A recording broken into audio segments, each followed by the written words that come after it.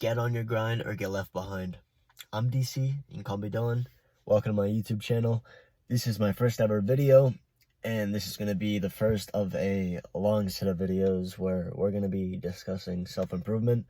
You may or may not know what it is. I'm more than happy to give you a very broad, basic definition. It's just basically, as it kind of suggests in the name, taking care of yourself, ranging from hygiene to, making money to, just anything really that has to do with improving yourself. And basically, a lot of YouTubers are already in this field, but I'd like to give kind of my own spin on it, as well as giving better definitions to what really self-improvement is, because a lot of people, you see, they kind of understand self-improvement, they could be taking part of it, but they're not really doing the exact right steps. And this first video, I wanted to kind of give an intro to my channel, as well as a few basic definitions of what self-improvement really is to me and how it's helped me so far. Because just about a year ago, I was completely unaware to self-improvement, and I was struggling a lot in life with a lot of things, really, in terms of self-confidence, looks, and trying to have a say in, things that I was part of in life, like, having a lead, right? Or just being the guy that has a voice in a group setting. And, self-improvement is part of that, but really what I wanted to get through was the first part of self-improvement, so it's consistency, right? And consistency is key to everything. So the basic principles of self-improvement, which we will go through, you need to apply this to what you're doing in self-improvement. So some, key behaviors of self-improvement would be going to the gym, reading books, meditation, gratitude journaling, just to name a few, right? And let's take the gym, for example, because the gym has been my biggest help personally. I've only been going to the gym for about 6 months consistently, but it has been like the biggest change of my life these last 6 months. And going to the gym has really just like changed my mood, my energy, my perception of things, and it all has to do with consistency, right? You can't go to the gym without consistency. You can't do a lot of the things that you do in self-improvement without consistency, but we're gonna go over going to the gym for this first example, because it's quite an easy concept to grasp. Going to the gym, a lot of people that don't go to the gym, they don't like it for, a whole bunch of reasons. I actually did a PowerPoint on why you should go to the gym in my public speaking class, my last semester, because I'm in college right now. But long story short, there's so many good reasons, health benefits, all that, why you should go to the gym.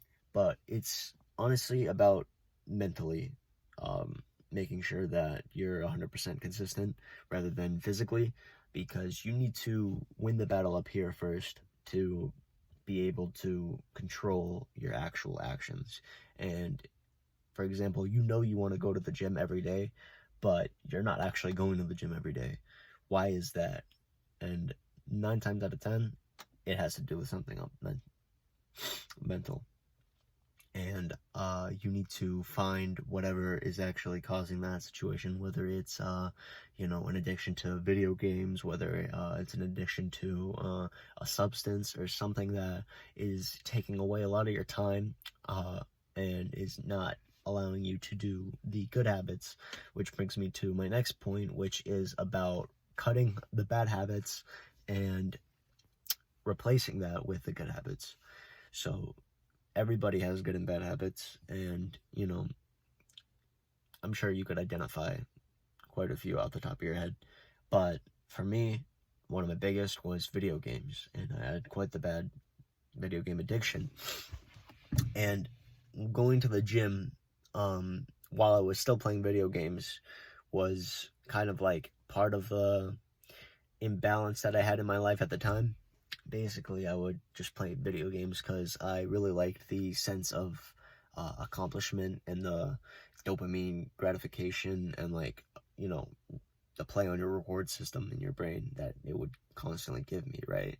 I was winning something in a game and I was like, yeah, you know, it feels amazing to win something, but the risk in a video game is nothing compared to the risk in life. That's why the risk in life actually has the rewards. You don't gain genuine rewards from playing video games as opposed to real life, when you can go outside in the real world. And let's say from a video game perspective, you get XP in a video game, you get XP in real life.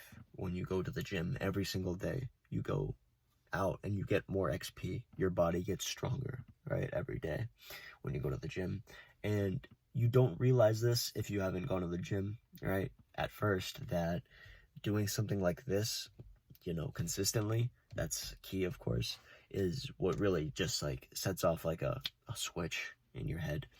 And you really start to understand that the world is your oyster, so to speak.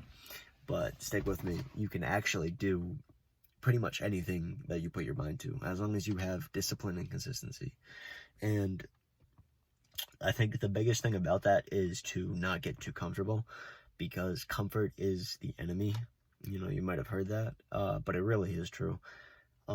People that are, you know, too comfortable in life with whatever they're doing, you know, they tend to lose their vision in life, their goals. The hardest, you know, people that are, you know, on top of life in success, like, even, let's just take like rappers, for example, right? Like Lil Baby, Lil Durk, those people that are like at the very top echelon, right? At currently as I'm like making this video, like they're popping off right there. They're going crazy, right? They're not like some of the, you know, they're not like the top 5 biggest artists, but they're like definitely within like the top like 50 of like all time, you know, like they're like getting names for themselves. They're getting recognized by so many people. These people, they had a drive that got them there, because there was something that was in their lives that was so uncomfortable that they had to do something to make a change, so that they put themselves from that position of being uncomfortable to doing the right things that makes them comfortable.